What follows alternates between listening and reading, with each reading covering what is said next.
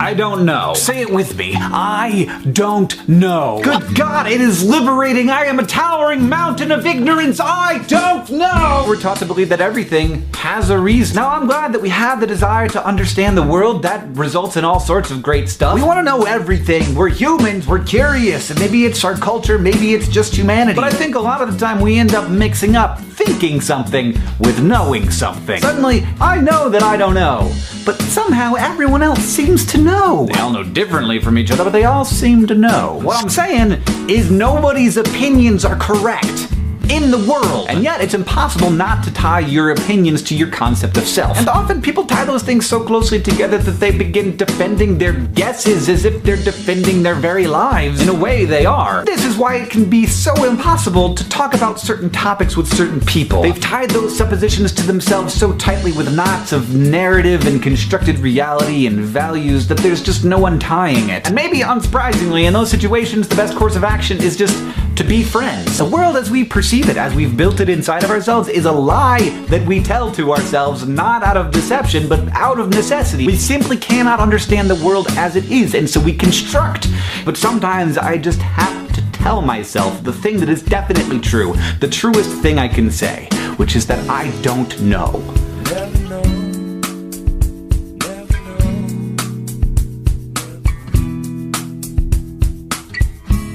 This is the Everyone's Agnostic Podcast with Bob Pondillo and Cass Midgley.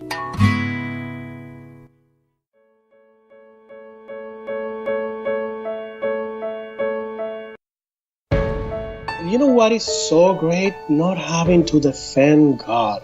That is so releasing. Because I was angry. I was really angry at God about my dad.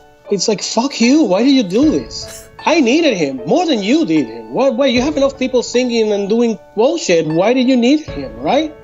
What the hell is he doing there that's so important that couldn't be more important than being here for me when I need him the most?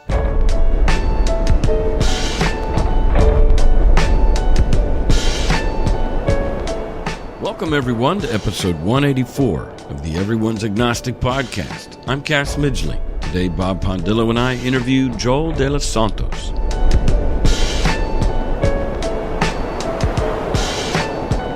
Joel lives in Canada, but was raised in the Dominican Republic. His Christian journey started out Catholic, then Unity Church, following his parents' lead. Then he took his own path to evangelical, charismatic, non-denominational, being inspired by an emotional summer camp experience. The audio is not the best for the first 21 minutes of this talk, but it gets better, and Joel's English is fast and a little mixed with Spanish. For example, he says the word major with a silent J, like the city leader, mayor. But these audio challenges can't keep Joel's big heart and sharp mind from coming through. I think you're going to enjoy this talk. Before we get into our talk with Joel, I've got an email I want to read that I received exactly a year ago, and I liked it enough to want to read it, and for some reason it just got lost, and this week I found it, and I'm going to read it. Hi, Mr. Midgley. I've been listening to your podcast for about 7 or 8 months now and have become a huge fan. While I'm not like many of your guests who deconverted, I struggled for many years trying to become a Christian and suffered a lot of anger and confusion about why it wouldn't just click for me and make sense like it does for so many others. I wasn't raised particularly religious, but we did attend church regularly until I was a teenager. When I was a young adult, I went back to church trying to become a Christian. I didn't throw myself into it, honestly believing I would naturally have some kind of epiphany and suddenly feel all the certainty that many of my Christian friends felt about the Bible. My best friend is a Christian who's heavily involved in church. She had always been the image of what I expected I would be like once my epiphany came. I envied her complete trust in God, despite the discordance I felt about the Bible and God's influence in the world. Well, it started unraveling when trying to start a family revealed that I had some medical issues that would prevent conception. So we prayed a lot. In the end, God didn't answer our prayer. Science did. We had a successful IVF cycle and achieved pregnancy. And although we stood up in church and thanked God for our miracle, I became bitter angry and confused afterward. I carried around this bitterness toward God for not giving me a pregnancy naturally. I paid thousands of dollars and underwent uncomfortable medical procedures in order to have my babies. I felt like God had cheated me. Finally, though, I did have my epiphany. I let go of trying to make sense of a senseless God. The transformation has been revitalizing. Finding your show has added to the peace I feel with my newfound non-belief. One of my biggest conflicts about giving up the search for God was, what if I'm not a believer? The word atheist sounded scary and like something I didn't want to be labeled as. This is something that your show has really helped me with. Hearing the stories of your guests has shown me that atheist is not a dirty word. Goodness and kindness are not dependent on belief in God, and I'm not alone in my non-belief. Thank you so much for the work you do. Your podcast is bringing some good to the world. Sincerely, Jennifer.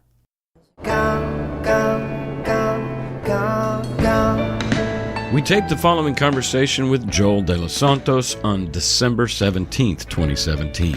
We interview people you don't know about a subject no one wants to talk about. We hope to encourage people in the process of deconstructing their faith and help curb the loneliness that accompanies it. We think the world is a better place when more people live by sight, not by faith. Please subscribe to our podcast and leave a review wherever you listen to podcasts. Also, you can support us monetarily in 2 easy ways. You can pledge $1 per episode or more through Patreon. That's patreon.com/EApodcast. Or leave a lump sum donation through PayPal at our website, everyone'sagnostic.com. The smallest contribution is greatly appreciated.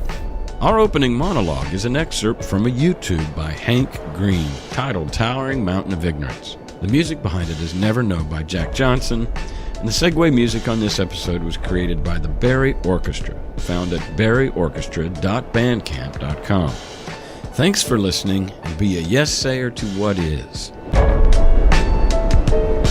And what is life's a bitch and then you die. And contrary to popular belief, those are happy thoughts, or at least happy producing thoughts.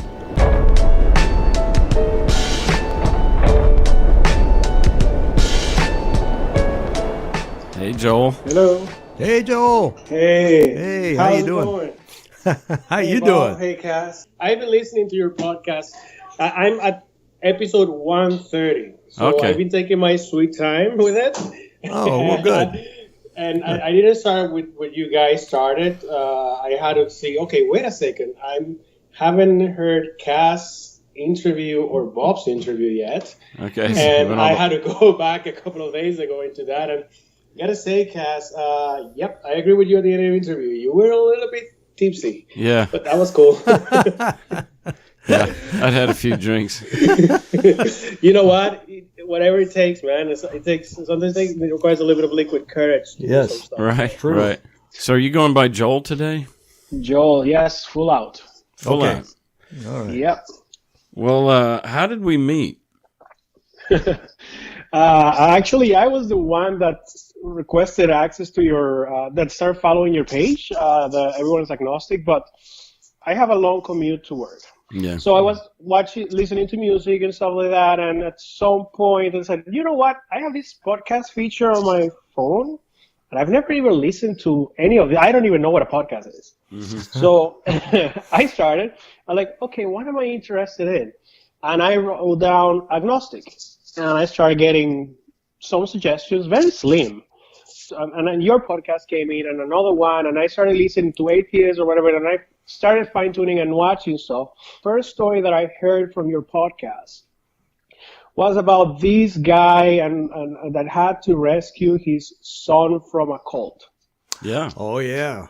Oh, scary. Yeah. Yes, exactly. And I was like, okay, so I want to listen to the kids one, like his one, because you mentioned that he was also, and I never got to listen to his. But I parked your podcast for a while, and I started listening to other stuff, and I bumped it, and I'm like, this resonates a lot with my story, and I started listening, and wow, honestly, it's been quite a ride so far. Wow. yeah, it got everything from me from laughs to tears to fall in love with some of the people that are actually going to your podcast. Yeah. To really feel that sense of community and identification. So I said, okay, so let me look for the Facebook webpage because he says he has I want to know these people. I want to interact for some reason because I started to, and I don't know if it's the same that happens with everybody, but once you go through this path and start, I would like to say, really thinking for yourself. Yep. And actioning on those thoughts, right? And when you start doing that, your modern community, which is the Facebook, especially for an expat like me, for somebody that is not in his country of origin, it's your community, right? Yep. But then you start losing people, not necessarily because they are shunning you or anything. It's just that you are. I'm a little bit of a snob with my friendships, not just because I'm a snob per se, just because this life is short and you better not waste it with people that are not worth or you don't want to share with. Yep. Sure. It just makes sense, right? Yeah. Absolutely. Yeah. So you start. The Trump campaign was an eye-opener. So you start unfollowing people rather than just unfriending them. It's like, okay, I don't care about anything you have to say, and I don't want to hear about you right now, so I'm going to unfollow you. Yeah. And it's the best option to unfollow you so that you don't really feel that offended that I really unfriended you. Yeah. Yeah. Right? Yeah. So, and I think I wrote to you via Messenger, Cass. I don't know who replies to this, if it was Cass or Bob. It was me. It's Cass, yeah. Okay. So I imagine so. So I something about the show, and you immediately said, well, you want to come into the show. I waited a little bit to answer that. Mm-hmm. And then I went, yes. And then I thought, well, I'll come anonymous. And then at some point I said, you know what? What's there to hide? I mean, Right. for me, there's nothing to hide. I live in Canada. That's the first thing.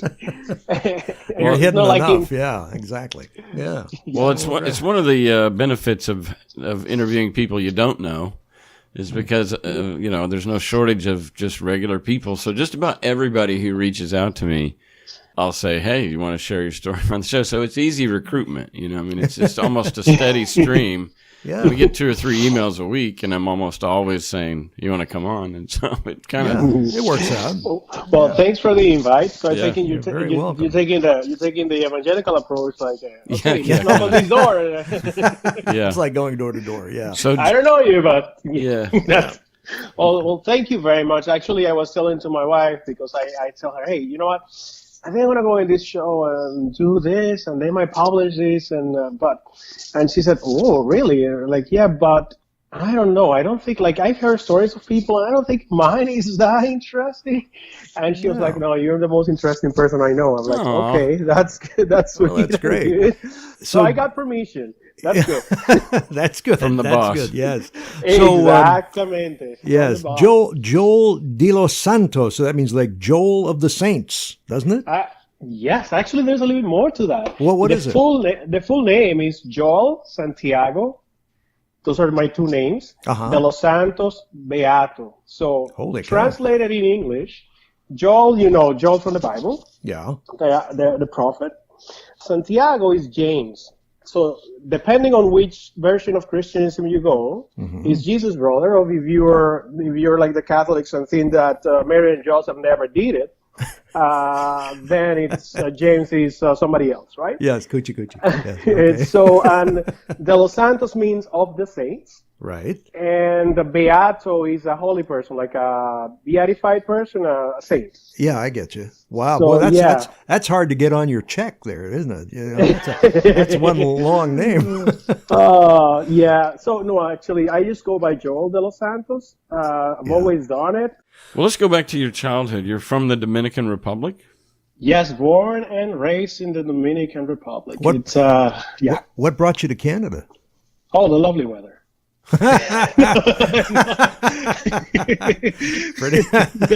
Honestly, it's what brought me to Canada is I was looking for just being one more, which is, if I can summarize things that way, I lived in a bubble most of my life, and a lot of people do live in a bubble back home, especially if you're middle upper class or you have money.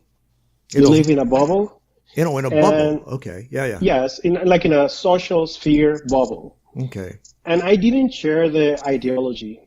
I didn't have kids, but I wanted, if I had kids, I want them to be able to choose what they're going to study, what they're going to do with their lives, and to live in a society that's inclusive, that has everything I really think society should be, at least the one I should be living in, with things to fix. But I wanted a better place to live, to grow old, and for my family, whenever I had that family, to establish and be in. So does that make sense? That's why I technically came to Canada. And it's easy because Canada was actually had a very smart immigration plan where they were looking for professionals with certain financial means and the language and everything. And it's like, hey, these guys are making a smart choice here. Most first world countries have an issue with immigration. Canada has an issue with birth rate and people paying taxes. I'm more than happy to go pay taxes elsewhere when I know they're going to be used to good than paying it here for somebody to buy a new SUV, guns, and have 2 mistresses. Makes more sense. Yeah. So that was it. So that's the reason. Wow. Well, you mentioned in your letter that, it's kind of referenced to the bubble, that you had a kind of pampered life. Yes, compared to. So I'm a January 12, 1980 kid. So just born right in the 80 and 1980. And my family was a city family. Dad was a civil. Well, that was an electrical mechanical engineer working for a foreign company. Mom, banker, high paying job in one of the main banks, top leadership position, etc. So growing up, I had I would say an overall good life, especially compared to the rest of the country, right? Not that we were filthy rich, but we had a pampered life. I got everything I wanted. Kind of, sort of, and all the trips, going to the U.S. most likely, that's the Dominican thing to do, go to Miami, I guess, travel, then I was the kid that had the car, and bottom line, I was not even allowed in the kitchen. That's something else we gotta debrief on. You weren't allowed in the kitchen? Well, it's not that I wasn't allowed. My dad was raised in a very Dominican traditional way, so men didn't go in the kitchen. Oh, okay. So that was, and guess what? I cook perfectly fine right now. I'm a very good cook, but that's a different story. Let's get into your childhood upbringing as far as your religious context. Yeah, I'm going to guess Catholic.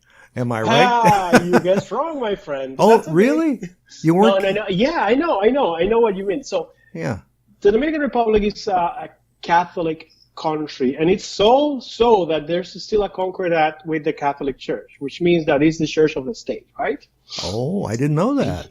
Yes. Really? They have a church of the state, like England has the England has, but it's different. Oh, okay. It's different. They're not power mongers. These ones are different. Okay. The Church of England actually was born out of somebody wanting a divorce, and then that's it. And then that's at true. the end of the day, you gotta flex. So their motto is they have to flex, right? But reality is the Catholic Church in the Dominican Republic and in most of Latin America was the dominant church, because it's the church of the people that came over and killed all the indigenous people and took over, right? So, right. So it's government church, same thing, right? Okay. The cardinal is usually a very powerful figure, but the reality is, yes, it's a Catholic country, and you're right, Bob, when I was born, my family was Catholic, not because they were Catholic, but because they were Dominicans. Okay. Right? So, ironically, my name comes as a lucky name. So the story is my mom didn't have a name yet. So when I was born, she opened the Bible, points. There you go, Joel. No, she opened the Bible and pointed. Yes. So I could have been Beelzebub very easily. Beelzebub. Or Judas, or I don't know, any of those nice names. So you got Joel, thankfully. Okay.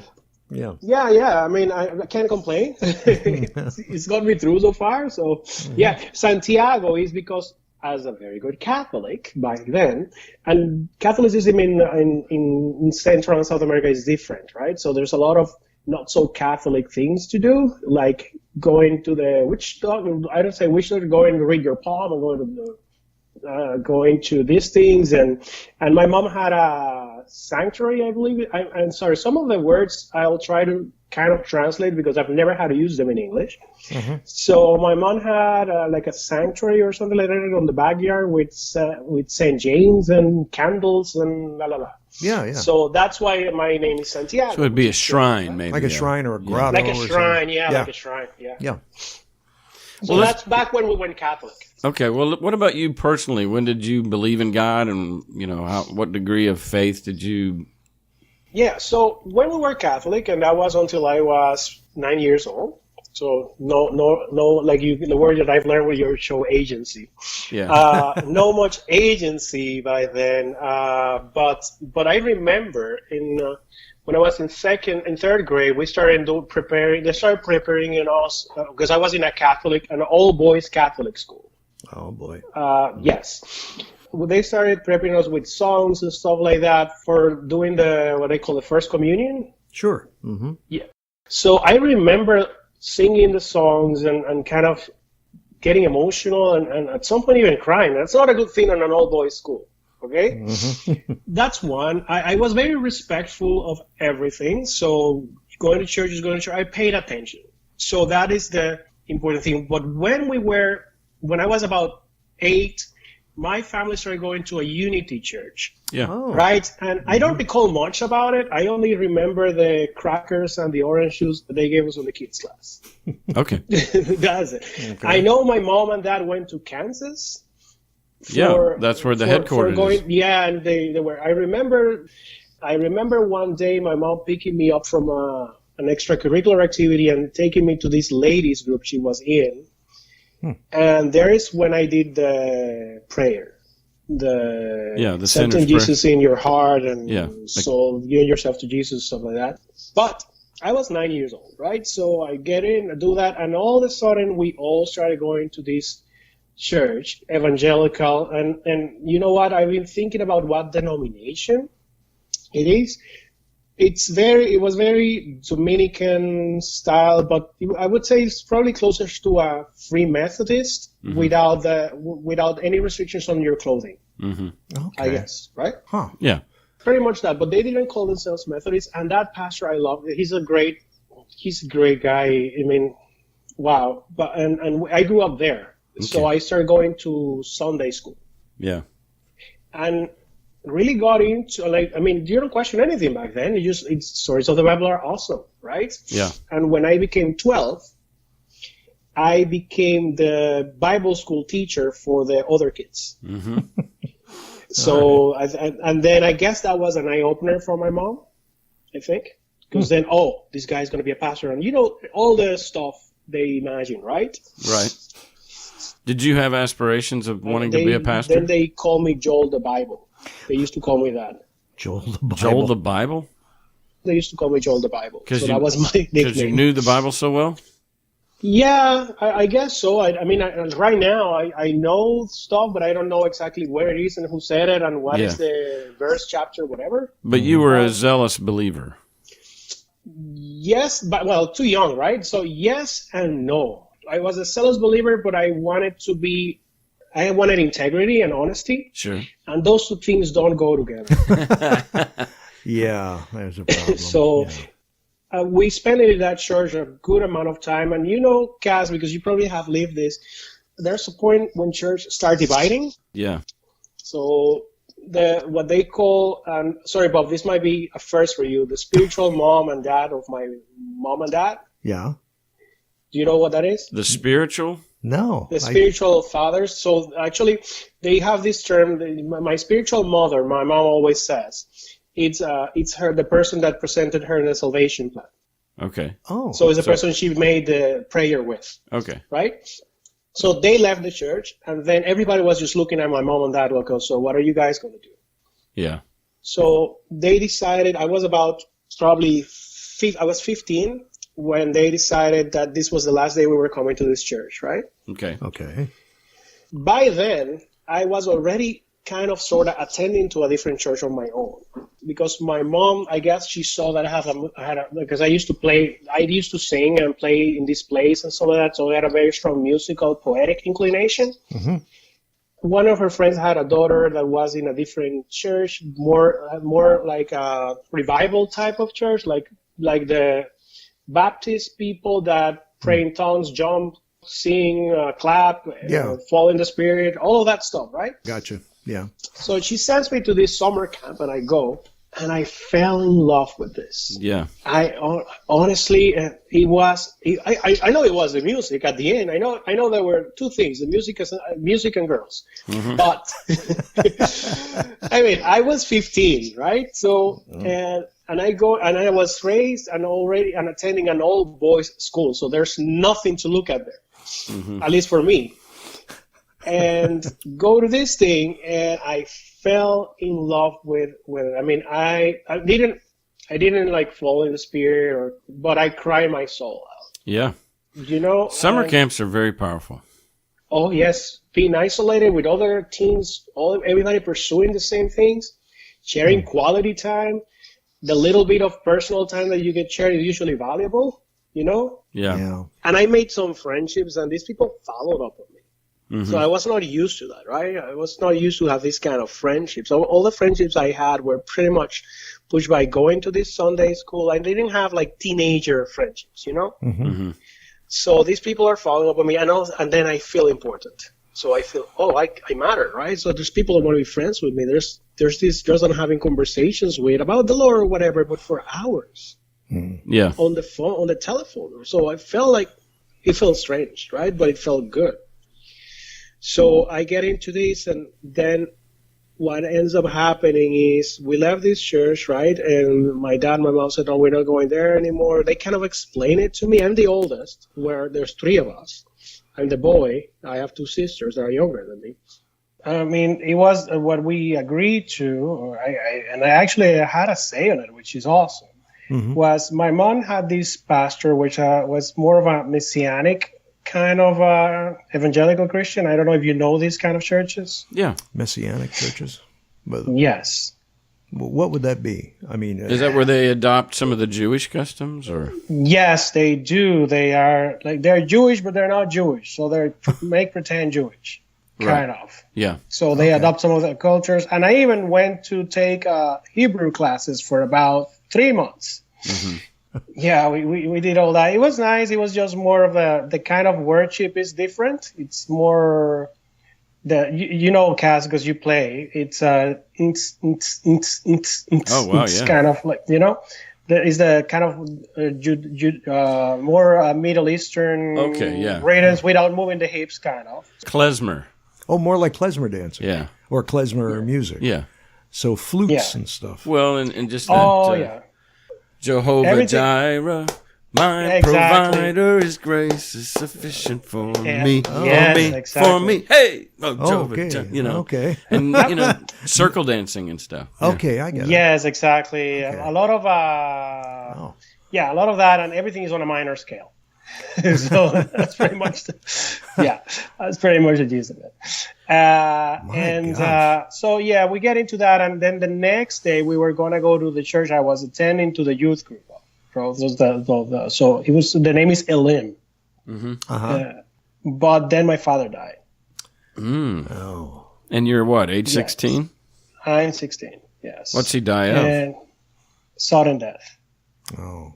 So we came out of church that Sunday, the Sunday before going to the next church. We had lunch with some close friends at home, and my dad was a tennis player, so he was a very fit guy. Couldn't win a game from him, and I used to play tennis with him. That was our thing, right? Yeah. So that day, we came out from church, went to have lunch at home, and then he left to play tennis. I didn't go with him.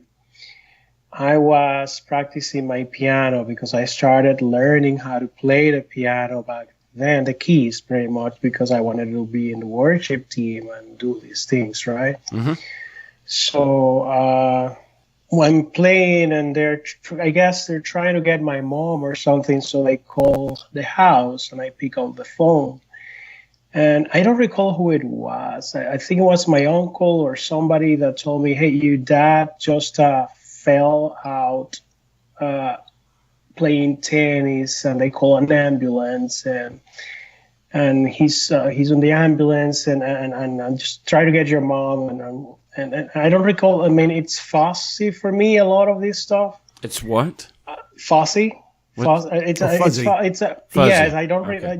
It has faded. A lot of it has faded over time, I Yeah. guess, or it was just too much. Yeah. Mm-hmm. And I remember calling my mom, and then she called, and we're driving. She's driving. I'm going, and my sisters are. I don't know if she were in there or not. And I remember just before that playing the piano. What I was trying to learn was this song that's called.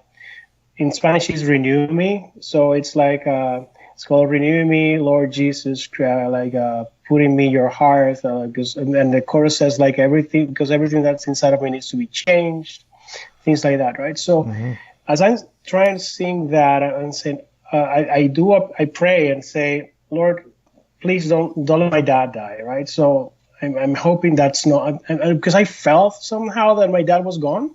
I don't know how. Yeah. Mm. Yeah. But God, please don't let my dad die, right? So when we're on the way, I guess my mom knew more than me, and she cried. She's crying, right? And we get straight to the morgue.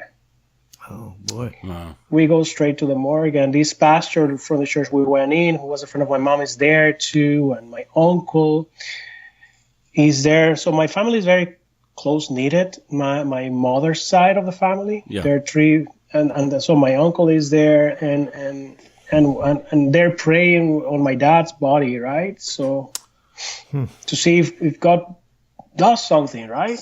Yeah.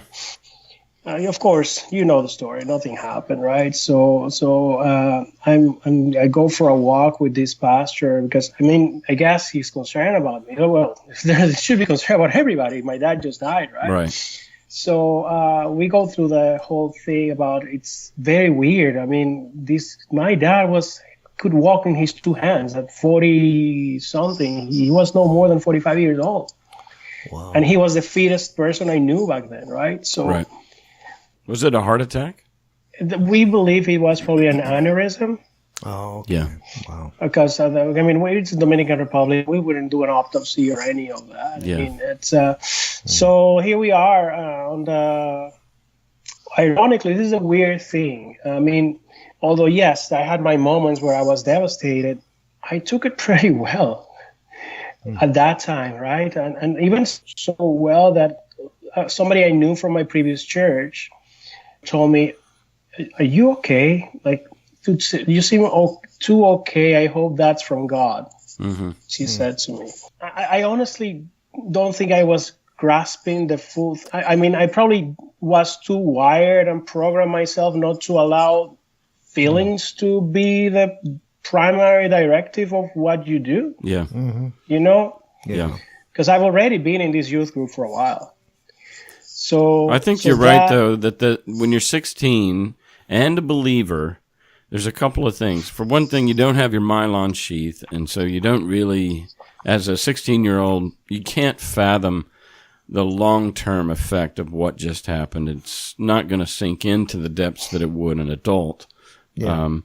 And my father died when I was 17, so I can feel you, man. And then the second thing, as a believer, you kind of have this assurance that you're going to see him again someday.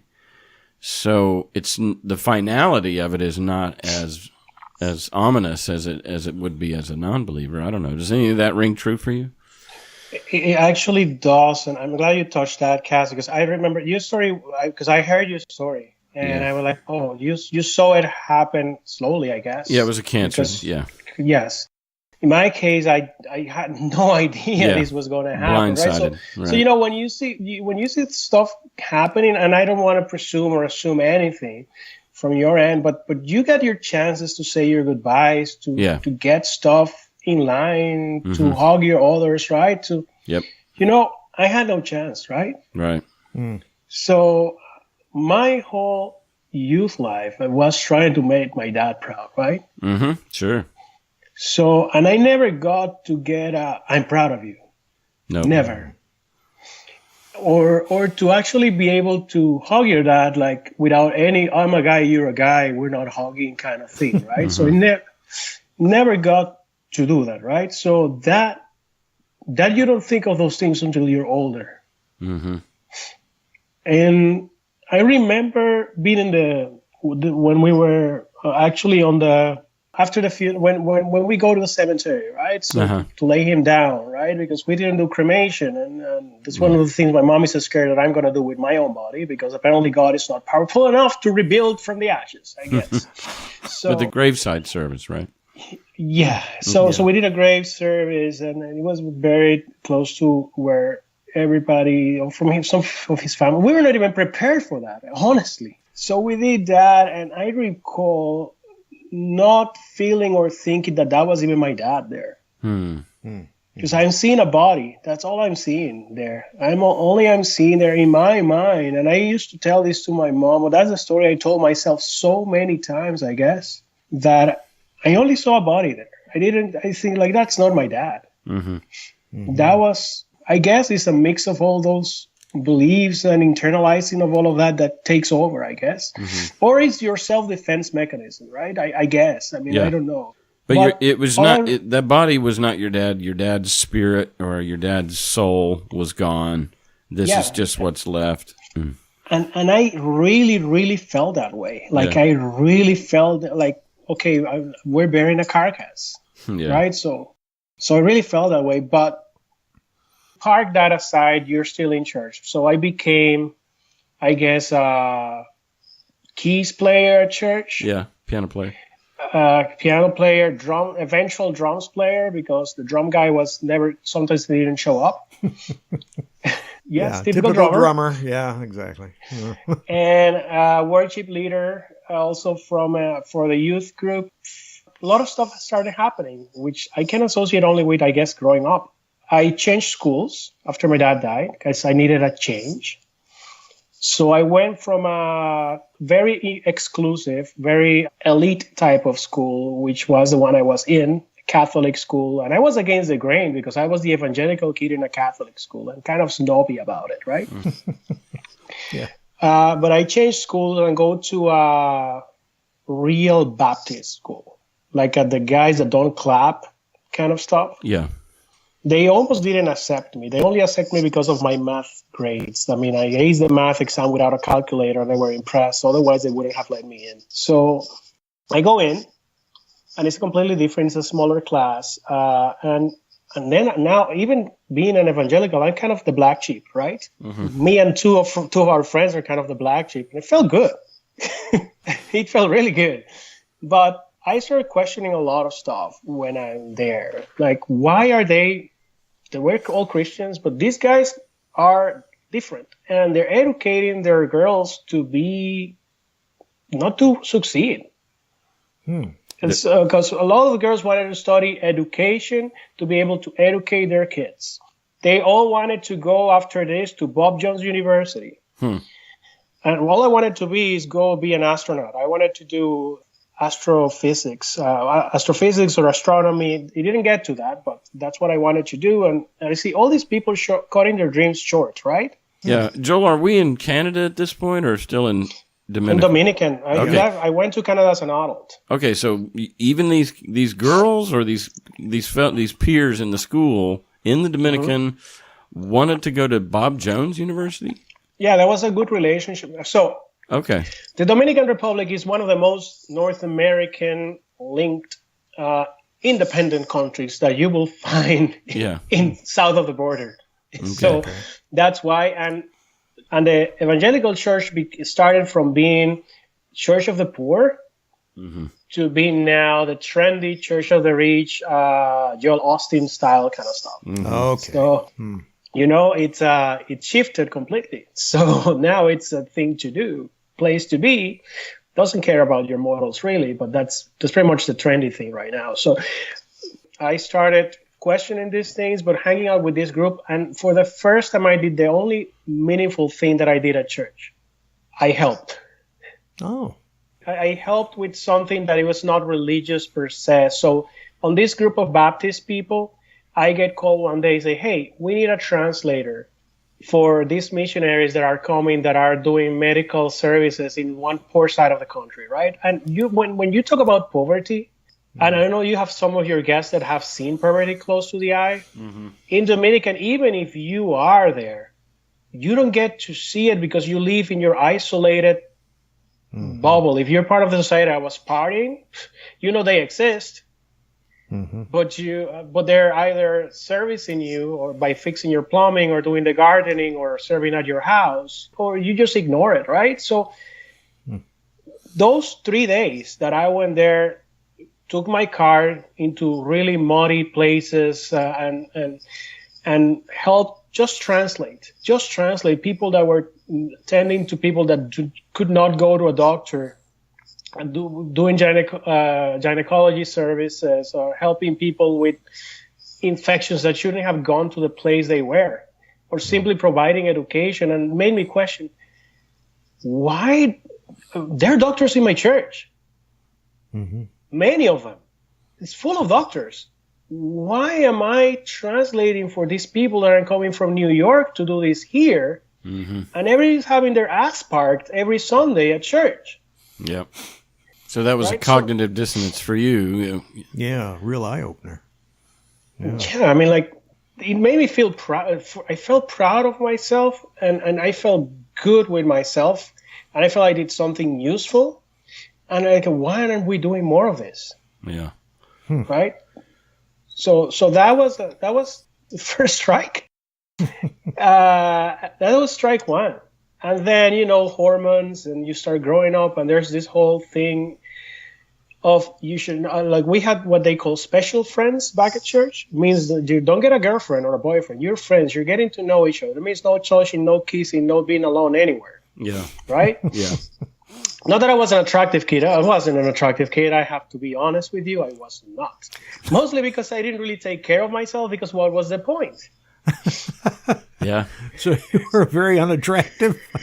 Wow. I consider that myself. I guess some girls didn't, but I was probably not interested in those girls, I guess. Yeah, okay. But it changed when I went to university, right? So I guess there's where it changed for everybody. Mm-hmm. Yeah, maybe. And in university, then you start noticing, people start noticing you, etc. And then you wonder, why is this wrong? Mm-hmm. It doesn't really make a lot of sense. Right, dating is wrong? Yeah. So why is dating wrong? I mean, this girl's definitely interested in me. She wants to hang out. I want to hang out. And the only thing you pretty much that is this. Then you're facing, I'm going to become very prescriptive now. You get told at church, okay, you should not try to avoid the girls because you know what? Sleeping with somebody before marriage, it's sin, right? So you don't want to do that. And it's worse because now you are one flesh and you become one flesh with many people. And anyway, many different things there. But then you cannot masturbate either. How dare you? You cannot do that either. Right. Like, okay, so the only thing you can do is wait for it and let it happen. But then those are impure thoughts that you will be having in your mind, and then you have to talk to the Lord about those, right? So man, you're in a box. Okay, it's a dead end here, and I'm going to explode. No way out. So, yeah, gotcha. And you're going to explode. Yeah, that's true. And then you got some splaining to do, that's for sure. Yeah, exactly. Yeah, wow. So but that only works. I'm sorry, Kaz, I know you were a pastor, but that only works for everybody except the pastor's kids, who get to do whatever the hell they want most of the time. Yeah. He agrees. Because you know what it is, and it is something I've always thought, and I will never raise my kids this way. The problem is when parents let the church raise their kids, because then it's easy. It's the easier way out. I don't have to deal with this conversation. Let the church handle it. Yeah. If you only knew the way they handle it, you wouldn't do that. Yeah. Yeah. So, right? So I have a question for you, Joel. So your dad died. The change of churches, eventually then the stuff you're talking about now with the sex stuff. So are we seeing just layer upon layer upon layer of the reasons that you eventually broke from church entirely? Yes, sir. So there are 4 major things. I've mentioned one. Mm-hmm. I'm building up to the second one, which is the Helen episode, which I told you to remind me of, but I'm building towards it. The Helen episode. Ooh. I call it that way. If I were to write a book, I will call it the Helen episode. Okay, the Helen chapter. Let's, what about the Helen thing? So fast forwarding a little bit, I'm still in church. My mom is now going to this church, and everybody in my house is going to this church now, right? So pastor there is lovely, people are lovely, everything. This church, women wear veils. Oh boy! Because of the fallen angels or something like that. I don't know. Yeah, honestly, I don't know, and I don't care anymore. Yeah. Well, Paul prescribed it for the church. Yeah, exactly. When women in the church should cover their heads. Yeah. Oh wow. Should have prescribed it for bald people like me. It will look better, honestly, but that's different. Because you're bald. Yeah. So anyway, so you're all there. Yeah, go ahead. I'm still on praise team in this church doing concerts. Apparently, I'm good, I guess, at the singing piece. And you know, when you're there, you know when you're playing exactly what to play, when to play it, how to play it, so that God descends. I guess, right? So. Yeah. Mm-hmm. There's ways and feelings that you can kind of create, right? So absolutely. To your point, I know I was listening something with you about this guy that was on the IHOP. Yeah. And it's prayer, not pancakes, Bob. Yeah. And it's about the music. If the music stops, it doesn't happen. There's no music, it's not going to happen. Okay. That's a reality. Right. So as a worship leader, you never let the song end.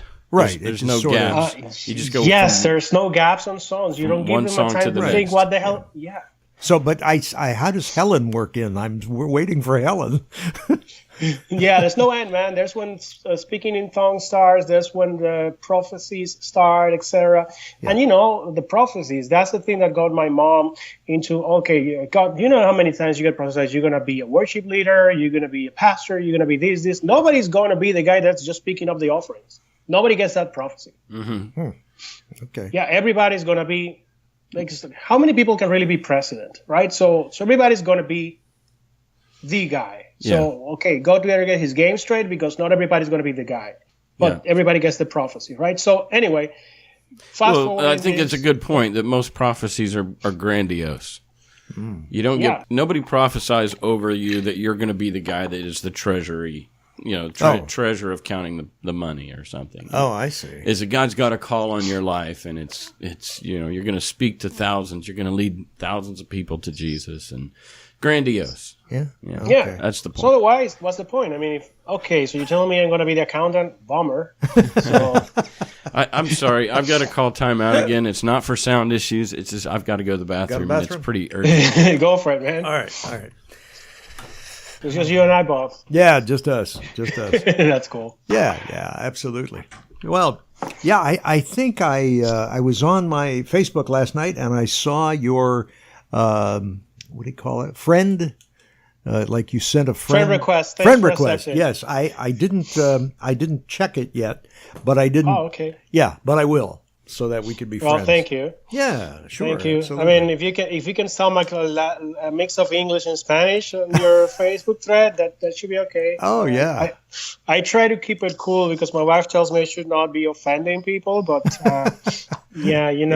sometimes it's hard to keep you cool when everybody else gets to do whatever they want. Yeah, I get you. Is she a Canadian, your wife, or? No, my wife is Dominican as well. Okay. We actually both came together as a plan for life when we got married, right? So okay, cool. Yes, she's on a different. She still believes it's different. She doesn't go to church. Mm-hmm. She was not evangelical. She was Catholic. Okay, yeah. Because the secret is I never dated girls from church. Really? Huh. What was the point? Yeah. Oh, well, yeah, that's true. Nothing going to happen there, is it? Yeah, exactly. Well, first of all, I was not the attractive one at church, which is the awkward thing. You know what? I don't know what it is. I guess I don't know what it is, but I had better luck at university. Sure. What did you or work? What did you study at university? What was your... I did business with a minor in HR. Mm-hmm. That was it. That wasn't what I wanted to do, but I got a half a scholarship, and with a widow mom, you know, I would, if I wanted to study my passion, you were talking with somebody about cosmology or something like that. That's I wanted to so bad to go for astrophysics, but reality is, I got half a scholarship, and I couldn't leave my mom. And go to the States, and the whole thing. Yeah. Oh well, life. Yeah, well, life is what it is, right? Life, yeah, exactly.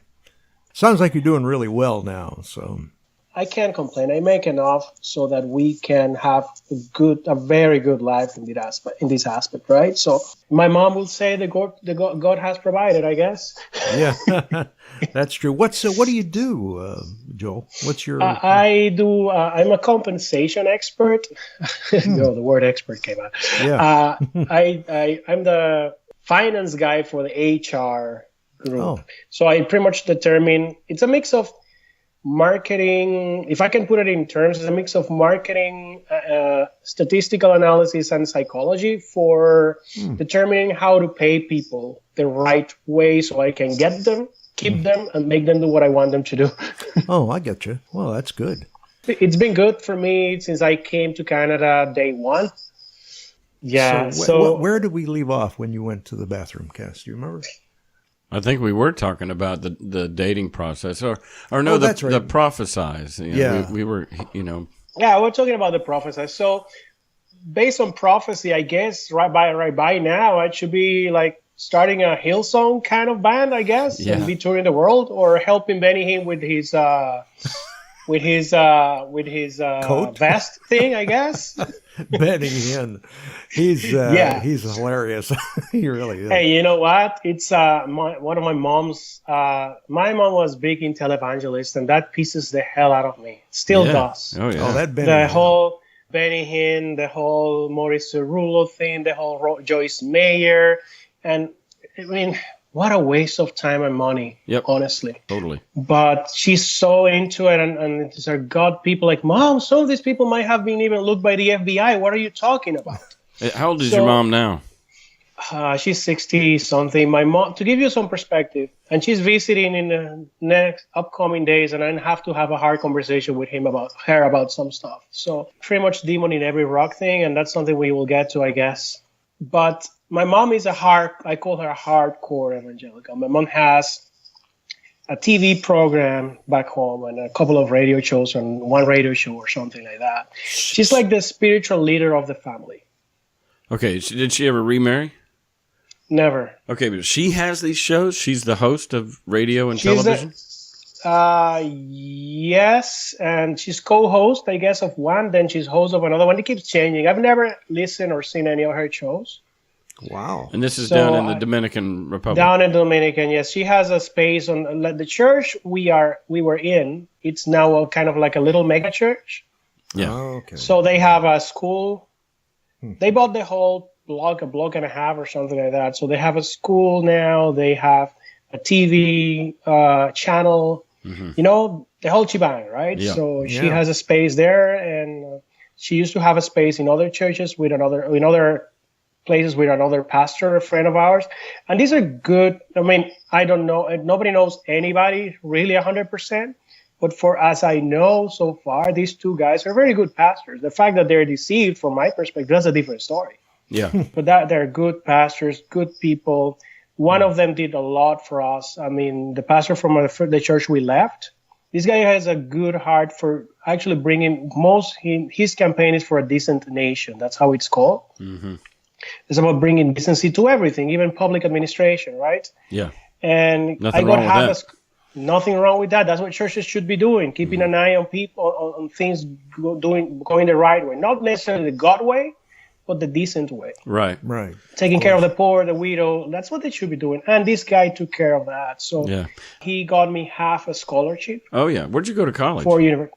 Back home, Catholic University, Pontificia Universidad Católica. It's one of there are probably two good universities there. That's one of them. So you got a good education? Or? Yes, but not necessarily because I went to university. Because what that does is opens your mind. You can go through university and pass, and that doesn't mean anything. But if it opens your mind for learning and awakens that eagerness for going above and beyond, then it makes sense, right? Yeah. So that's what it did for me, right? Yeah, Gotcha. I want to mention something here on the note of that pastor being his campaign is a decent nation, and this is really not relevant to your story, but it's a current event. And this Roy Moore thing down in Alabama, they was running for Senate, and he had multiple women accuse him of sexual misconduct when they were underage. Yeah, and there was a news anchor that had it was a black pastor from Alabama, and she had him on, and this guy was endorsing Roy Moore. But here's the thing. You're not a lawyer. You're not a judge. You're not here to judge whether or not in a court of law Roy Moore would be found guilty after 9 women accused him of sexually molesting their children. You're a moral leader.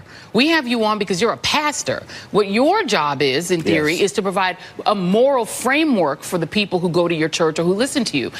How can you say that in your moral framework, you're not here to judge, to adjudicate the case, but that you're saying that morality is not the only important thing? Aren't you a moral leader? Like, isn't that what you're supposed to be advocating for moral leadership? Joy, if an accuser came to me and I've had them come and I've prayed with them and I've ministered to them and I've counseled them, but would you want them process, to lead your state or your country? The first step would be, my first goal is to first, discover what do we need to do to start the healing process within that individual. But Roy Moore isn't asking for redemption or healing. He's just denying he did it. We're not talking about Roy Moore right now. Yes, we're talking That's about what I have you booked on to talk about.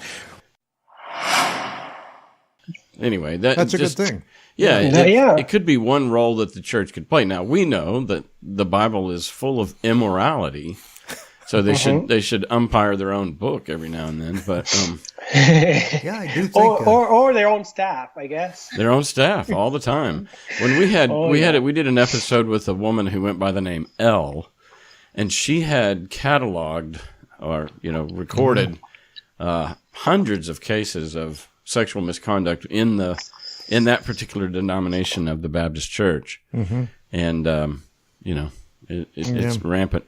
Okay, so back to, I guess it might be worth noting that whenever something tragic happens in somebody's life, it becomes two roads diverge in a yellow wood. And you're either going to double down on your faith and, become more devout, or you're going to flip God, the bird, and do something else. And looking at the trajectory of your parents, they start out a certain Catholic, then they go to Unity, which is a very progressive Christian denomination, and go all the way to Kansas City to meet the people at the headquarters. I mean, from Dominican. I mean that's involved. Then an evangelical church with a pastor that you liked, Don Braulio. Yes. Yeah, and that was a good experience. And then you go to Elim, Elam, and the whole family follows. Then, except for my dad. Remember, he died before that. That's right. That's right. And then, they were searching at that point. I think your mom and your sisters they followed you because you're talking about a patriarchal society, and now you're the man of the house. Yeah. So they follow you to Elam. Wow. Yes and no. I mean, they followed me because I was persistent. But my sisters, remember, they were small, right? So I'm 16.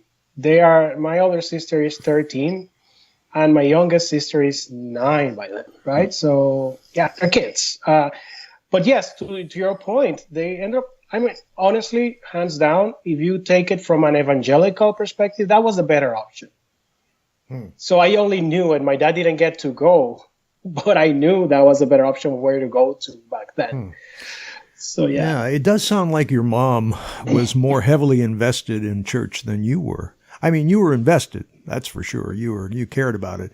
But it sounds like there were more doubts coming, For him? Yeah. Yeah. And absolutely. she doubled down. Yeah, she did. Oh, yeah. In the wood. there in the Yellow Wood. Yeah, but you know what it is, and I don't want to say my mom doesn't. I guess there's coming from a, and I heard you said the term Victorian in one of your previous. I think it was Bob that mentioned the word Victorian as a society where the women are the ones guiding.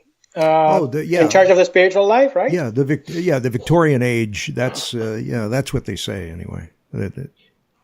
So that's the expectation, right? And back home, women are the ones going to church. Makes no sense. I mean, you go into the institution that is oppressing you, and you were willing to bring your family. And hey, by the way, God says you can screw me over, and it's okay, right? So, I mean, it makes no sense. Right. But that's the reality, right? And the boom of the evangelical church back home is, hey, if you want your man not to go chasing skirts because God says so, bring him to church. And that works. That works. I mean, the standards are so low that the only thing you need to be a good man is not to go sleeping around and be a father to your kids. Yeah. That's the expectation of the natural way society works. Yeah. So that's just normal human decency. Why does it have to be something that the evangelical church brings? I'll tell you why. Because the Catholic Church has been the one in charge of everything, and men were allowed to roam free like animals while women had to take care of the house. Yeah.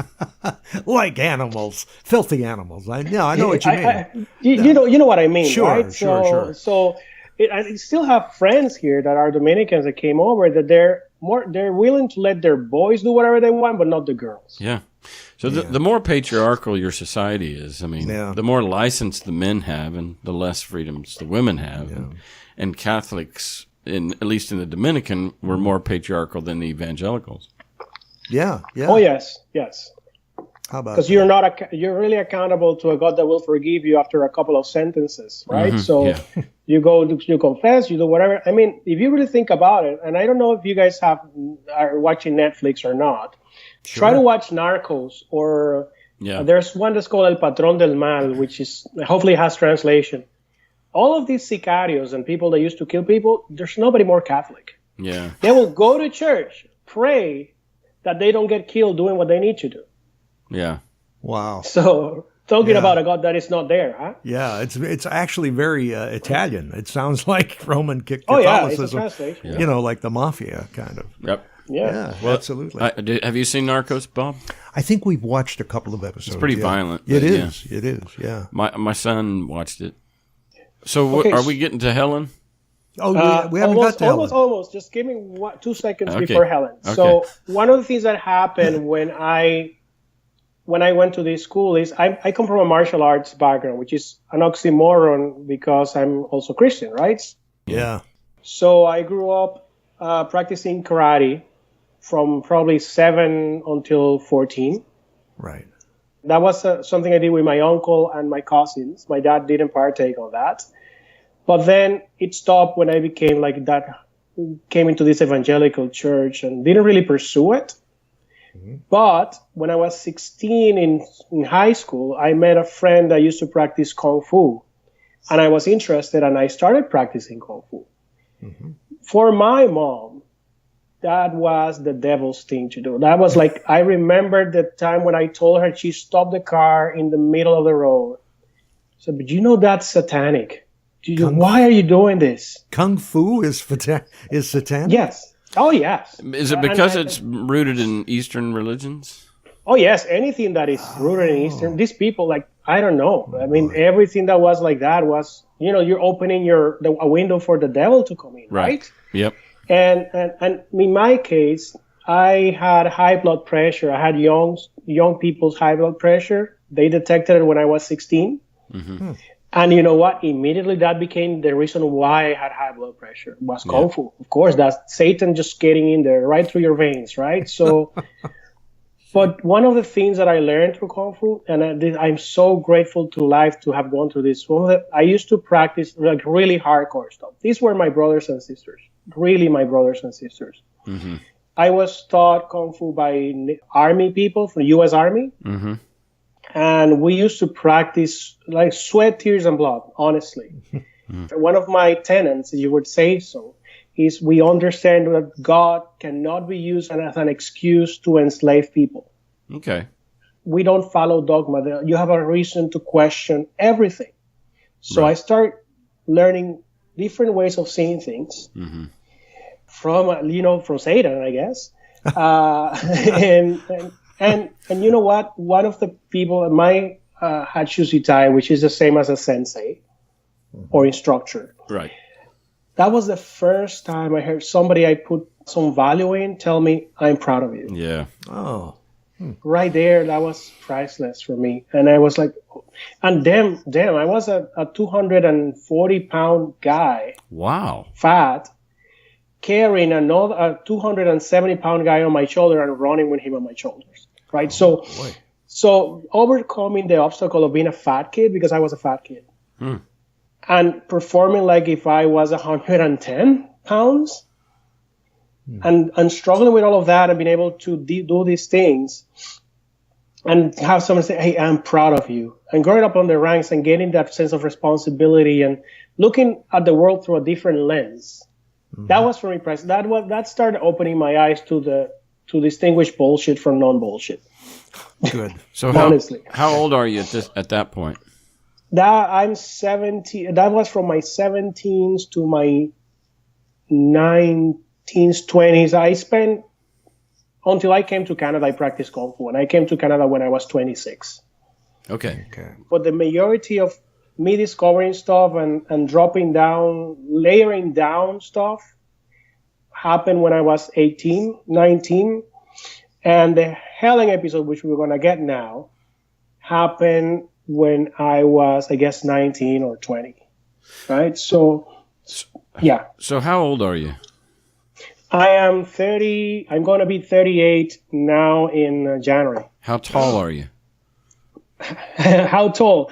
I am same size you are, man. 5'11". I was 6 at some point. I don't know what the hell happened. Now Me I'm too. 5'11". We both lost an inch. I don't know what it is. Okay. But I'm not that big anymore. Okay. How much do you weigh now? 215, and I need to lose 15. You. Okay. So you were. But I'm a weightlifter now, so it's a different story. Yeah. Muscles heavier than fat, right? Yeah. Well, I went through gastric bypass surgery. Wow. That's part of the last strike. Okay, so that's okay. We'll get to that. We haven't got to the Helen strike. Yeah, that's right. Yeah. So Helen. So I have these friends from church, which also it's I would still consider him kind of my best friend, Huri. His name is Huri.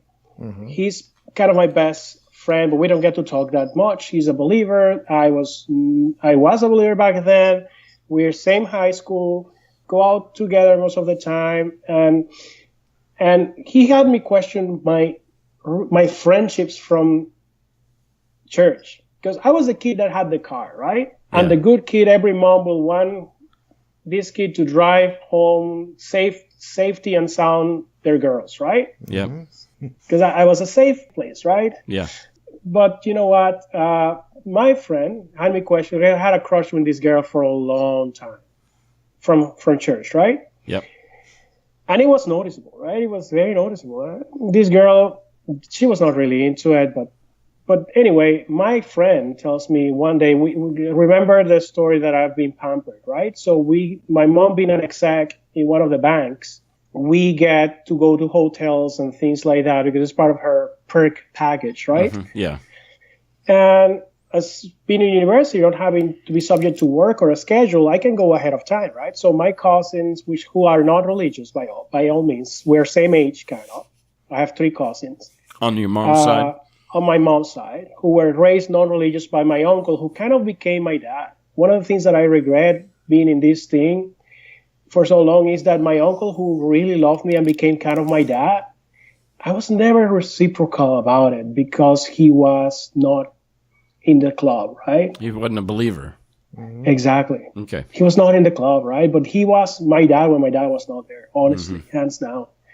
But his kids, I spent all summers, every time I could, I spent with my uncles, in my uncle's house, because I was the guy in my house, but my house was full of women. I want to go to a house where I could play baseball with my other friends, right? So those were my cousins.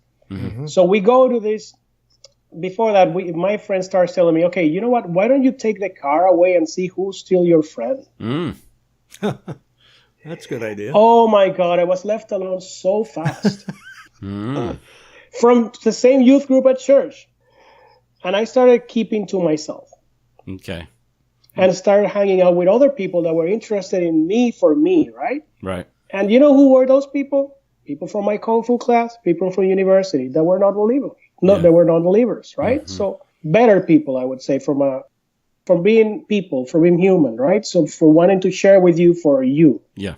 So that started happening, and then we get to this hotel in the northern part of the city. It's a beach resort, right? So there are two things that happen in beach resorts. People go to have fun, and people go to hook up. Those two things, right? So Right. remember, I am the one that speaks English. The other ones don't speak English. So I'm the translator. I always end up being the translator. And this is the day we are there. Remember, by this time, I'm probably 19. I have worship privileges, which means I get to direct worship, I get to play, etc., etc., etc. I go with these guys to the mission trips with my piano on my hands to go and play and save the souls of people, right? So I get here. There's one day, like 2 days down the road, there's one day. By this time, I already can have a drink. I have allowed myself to have a drink or so. Yeah. Of mixed sugary stuff, which is dangerous, actually. Mm-hmm. So it's 6 o'clock on a Friday night. You're at the beach resort. I'm at the beach resort. My cousin, my middle cousin, he tells me, hey, why don't we go to the beach? We're like, what's the point? It's 6 o'clock. I said, let's go to the beach. Why don't we go to the beach, right? Because we were in the pool. We go to the beach. We go to the beach, and there's this girl, pretty awesome looking girl, swimming by herself. And my cousin said, well, let's get close to her and let's talk to her. Like, why? Let's just go talk to her. Like, okay, let's do that. You talk, I'll translate. Okay. Because we know she's blonde. She's we would say American gringa. She's not a local. So chances are she doesn't speak Spanish. So we start talking to her. And she's more interested in talking to me, I guess. And we're talking. And it gets getting a little bit more intimate. And she says, okay, she's Canadian. Helen from Canada. Mm-hmm. She was a nurse that was there having her graduation party, I guess, from the nurse school, whatever. She says to me, I'm going to tell you something in French, see if you can figure it out. I'm like, okay. She invited me to sleep with her in French. Oh, wow. Yes. So here's Joel translating and cannot translate this to his cousin. Well, I translated to him, like, she said that. And I'm like, oh, whoa, man. So my cousin is not a believer. He's like, okay, so what are you going to do? And like, I'm on a crossroads here. I'm like, I don't know. I'm really attracted to this girl. I cannot do this. Like, what are you doing tonight? So I deflected, right? So what are you doing tonight? I'm going to go to the disco. So I'll see you there. That's what I said to her. Okay. Well, by this time, I have already gone one or twice to places where they dance because that was a big no-no. I mean, we didn't even play stuff that had any rhythm where you can move your hips, because you know what? Sex is the biggest issue in the Bible. Everybody's doing it in the Bible, but you can't, right? Yeah. Okay. Okay, so we go to this disco at night. We're Latins, right? So it's just imagine that whatever you heard is true. So we're dancing like crazy. This gets Dirty Dancing level, but if we were to fast forward this to now, and nothing happened at the end of the night, honestly. At the end of the night, everybody took their ways. For me, it was so much because we did a lot of stuff dancing, right? So in a public setting. And for me, it was like, okay, wait a second. Nothing happened. We spent more time in the resort, etc. But on my way back, on my trip back from that, as I was on the back of my uncle's car with my cousins, I extracted myself from that car. And I thought, okay, Joel, this was about to happen. This didn't happen probably because you didn't pursue it, but you were more than willing to. So I'm talking to myself, right? Yeah. You're more than willing to, and you didn't see anything wrong with this. I actually felt really right. But Joel, in my own mind, I convinced myself that time that this was not bad or wrong. And this is happening as we're driving back home, right? In my own mind starts flashing through my head all the stuff I said in pulpit, all the times I've played the keys, all the prophecies, all of these, all of that, everything starts running through my mind. Like, but you said this, myself, right? So I'm talking, Joel, but you've standed here and said this, but you've done this, and you've done this, and the expectation for you is to live this life so that you can even play this piano here. So I made the decision, I need to talk to my worship leader. And with tears in my eyes, when I talked to this guy, I said, please suspend me. I'm not going to be able to do this anymore. I'll let you know when and if I'm ready. I need to sort some stuff out. I didn't give him any explanations. He didn't ask for any either. He looked at me and said, okay, but sort it out. Right? So that was the last day I played in church.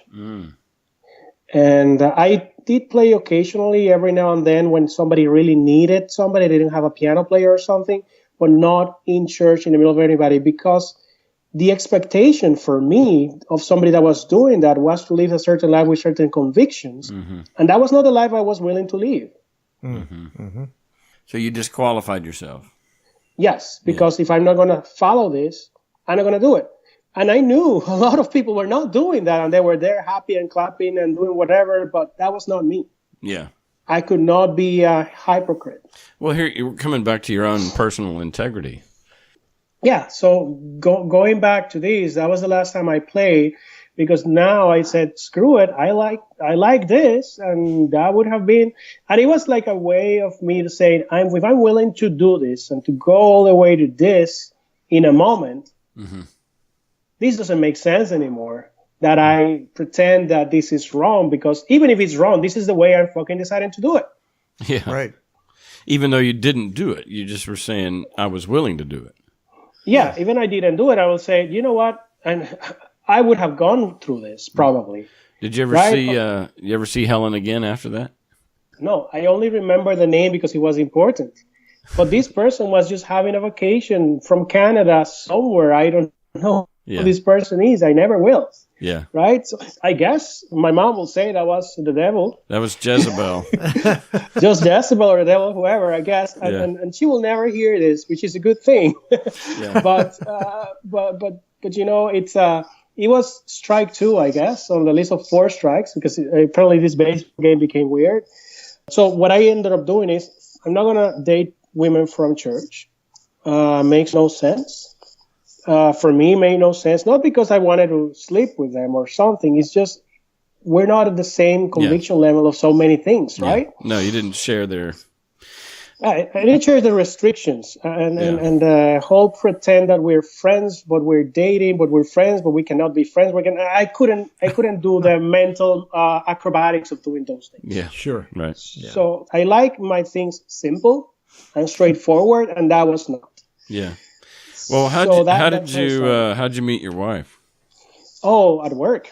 So where do you work? So I was working back then for Verizon in the Dominican Republic, and I was, ironically, we started working early, and I wasn't doing what I do now back then. I was working as a marketing analyst, pretty much dealing with IT stuff that had to be implemented for call center businesses, and my wife was in the same department, reporting to the same person. But back then, I was already completely different kind of Christian-liked, I will call it. Yeah. But before that, my first girlfriend was a girl I knew that we just hooked up we just knew each other, and from an adventure, I went out with my cousins. She was part of that group. We got interested in each other, etc. But she was a Catholic because she was Dominican, I guess. And she wanted to go with me all the way, probably since day 4 or something like that. But I laid it out to her that this is what I was willing to do. I was not going to touch her, actually, because of my beliefs, I guess. Even though that was hard, that was really hard, because we're not designed for that as human beings. Sure, right. But you know what? And that ended badly because of that reason, I guess. Yeah, I had one of those. But Yeah. then I had a time when I said, screw it. I learned my lesson. I went to the States for about 4 months to do an exchange thing. And I pretty much let it all out in those 4 months, I guess. Yeah. That was a wild 4 months. When I came back, my friend had to sit me down and say, hey, man, you got to calm down. Yes, so that was a time of my life when I was a little more wild, way more wild, and pretty much exploded, right? Where all this stuff that made no sense anymore, so screw it, goes through the drain, and you get your moral compass just becomes a compass that's in the North Pole. So you go blah, blah, blah, blah, right? Okay.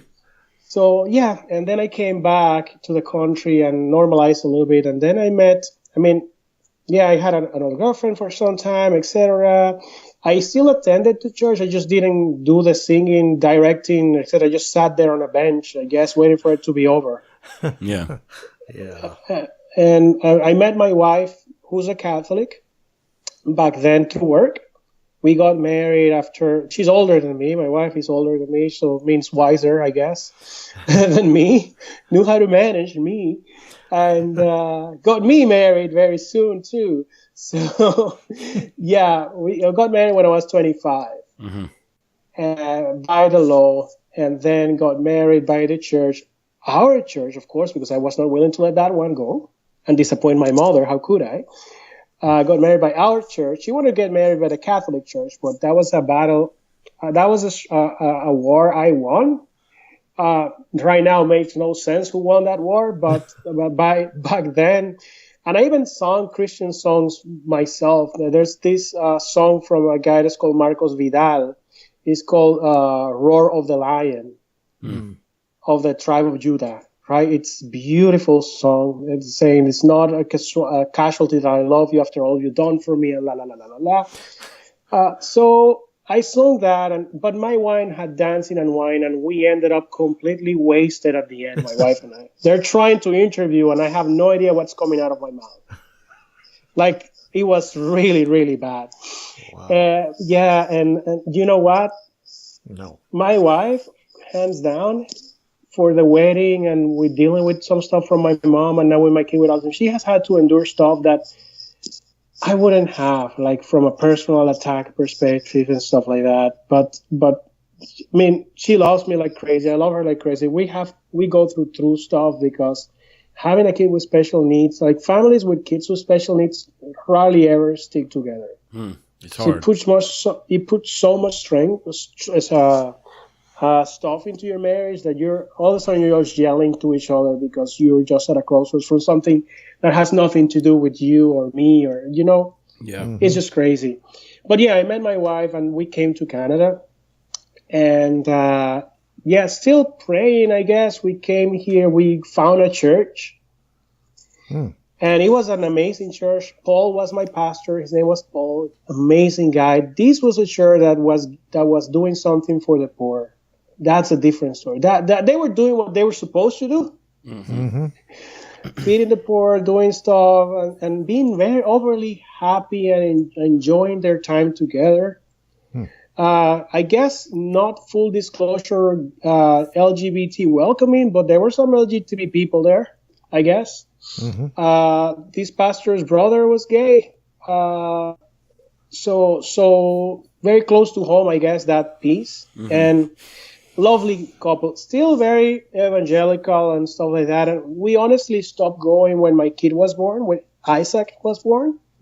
So talking about being so religious, my two kids, they were born in reverse order because my first is called Isaac. I want to name him Isaac because I felt like Abraham when I came here. Because it's the land of milk and honey, and God blessed me. And honestly, I don't think it was God, but I was lucky from day one when I came here. I got a job doing what I do in my first 3 weeks here, and they called me when I was in the Dominican to do this. That hardly ever happens to somebody that comes here. Wow! And now I put two and two together. It was dumb luck and very good preparation. right? But right? at the time, you thought it was God.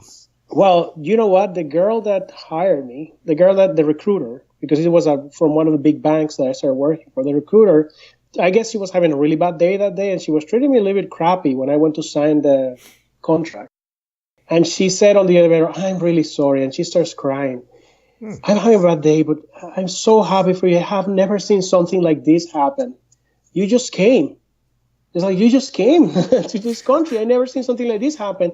I remember seeing her like, should I say something or shouldn't I say something? Should I say something? And I said, okay, I'm in Canada. I don't know how things fall here, but I'm going to tell her, you know what? I am just another guy looking for a job like many. I guess God saw it fit to give it to me. That's what I said back then, right? Right. But, you know, the reality is, yeah, if God saw it fit to give it to me, that God is not the same God that gave me a kid that has special needs. So, that's not the same God that took my dad. That's not the same God that creates all this bullshit about human relationships. Like, that makes no sense. Yeah. Sure. Either that God exists in bits and pieces, or we got to leave to say that God is bipolar. Yeah. That's true. It's hard for people to understand just the randomness and chaos of life. You know, it's just very strange. It's all, and so And it's not fair. And it's not fair. And we put a what do you call it? A grid over the top of it. And among that grid is this notion of God Everything happens for a reason. Everything happens for a reason. Yeah, it's not the case. But you know what is so great? Not having to defend God. Mm-hmm. Yeah. That is so releasing. Yep. Like, because I remember when I was in Kung Fu, because I was angry. I was really angry at God about my dad. I mean, so it's like, fuck you. Why did you do this? I needed him more than you did him. Why you have enough people singing and doing bullshit? Why did you need him, right? What the hell is he doing there that's so important that couldn't be more important than being here for me when I need him the most? Right. I have nobody to talk to. I don't even know, should I even call this girl? I have nobody to ask this question to. What am I going to ask my mom? No. You know, so wow. I remember telling this to my Kung Fu instructor. Said, I just wish to get on a fucking ring with him and give me a pair of gloves. With God. Yes. Yeah. If he can give me 5 minutes on a ring, even if I die, even if he kills me right away, this is all I want to do right now. Give me 5 fuck. And I knew how to really, like, we were really trained. Yeah. I knew how to take, my last fight was 15 people, one after the other. Whoa. I knew how to do this. So I really wanted, and I knew how to manage weapons. I did jiu-jitsu as well. I did a little bit of Aikido. I did capoeira and karate when I was a kid. And I come from a violent country.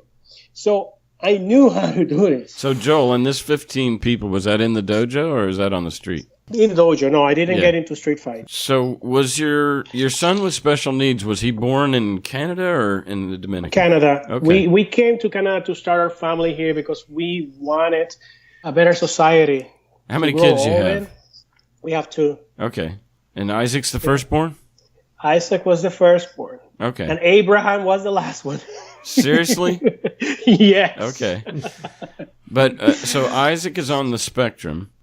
Yes. How did that affect you? Oh, man. So Isaac was born, we were all happy, right? It was a hard pregnancy, so it wasn't an easy one because my wife is older than me, right? Yeah. But we were so glad, and he was born with way earlier than expected. Okay. And that's okay. We went through that, etc. My mom happy. Just imagine her firstborn grandkid, right? Yeah. You know, immediately the prophecies, he's going to be this, he's going to be that, la la la la la la la la. You know, oh, God has shown me this or whatever. Part of me is like, so what does God have to tell you now, huh? So 2 years, he's not saying the words that he needs to say. We get into this whole thing about speech therapy. And the speech therapist said, no, I think there's something more here. So bottom line, like, he's diagnosed with autism. And his autism is not non-verbal. He's verbal, but he's seldomly verbal. We're still struggling with that. Some behavioral things. I mean, when you are still trying to potty train your kid at the age of 6, you know shed is real. Yeah. Mm-hmm. Mm-hmm. You know, Yeah. when you have your kid with one EA at school because you're lucky and they're bringing another person for reinforcement, you know shed is real. Mm-hmm. But you know when you know shed is real and religion is bullshit? When your mom thinks that that your kid is going to get healed, it's going to be serving the Lord, and this might be a demonic thing. That's when it hits home. Absolutely. That's when you God. think of your parents, your mom who loves you, looking at your kid, and looking at something that your wife did wrong at some point, where she let the devil in. Yep. That we need to ask for forgiveness, and that this is a demonic thing. My kid, fuck you. Yeah. No. Big time. Yeah. Don't even say those things around my kid. I'm not raising my kids like that. Wow. Yeah. That was the last strike. I'm sorry, but that's it. And it started slowly, but it doesn't make sense. And you know what I started doing? Reading the Bible. Now it makes even less sense. Yeah. So God in Genesis, and so I started reading this, and I'm thinking, okay, let me give it a chance. So if I were to summarize Genesis until when I stopped reading because it made no sense. So God creates the man, creates things on the wrong order, puts them there, puts the temptation in the middle. There's a talking snake. Nobody's panicking. Then the snake is the only one that tells the truth because that's true. Yeah. And then they eat. And then they found out they were naked and that was bad. So what? Is being naked bad? That's wrong. That's weird. So that's the message of it. Being naked is bad. You hide, but God knows where you are, but he still asks the question. Yeah. And then he asks you an obvious question because he wants an obvious answer. He curses them. The women's curse was to be, so the men will be, I guess he's, they have to labor. They have to work to eat. Yeah, but she will have to submit to the men, right? Right. Guess what they forgot to lift after Jesus? Yeah. The curse. They still need to submit. So, okay, great. And then God says, quickly, let's get them out of here so they don't eat on this tree and they live forever and become like us. So my perfect plans that I ideated before doesn't get screwed up, I guess.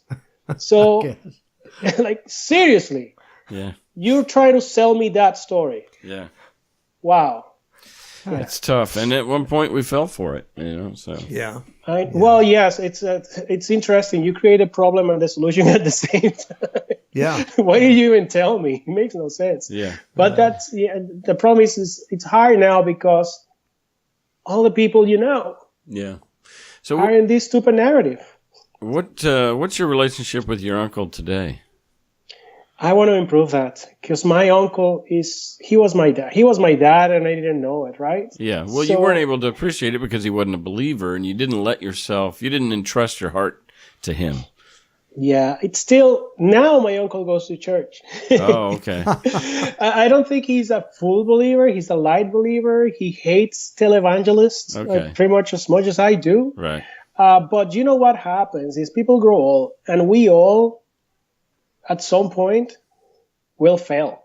Sure. Or fall. Because we grow old and we will never accomplish all we set to accomplish and we will feel weak.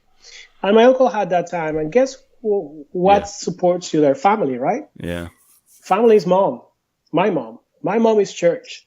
So they're all at church now.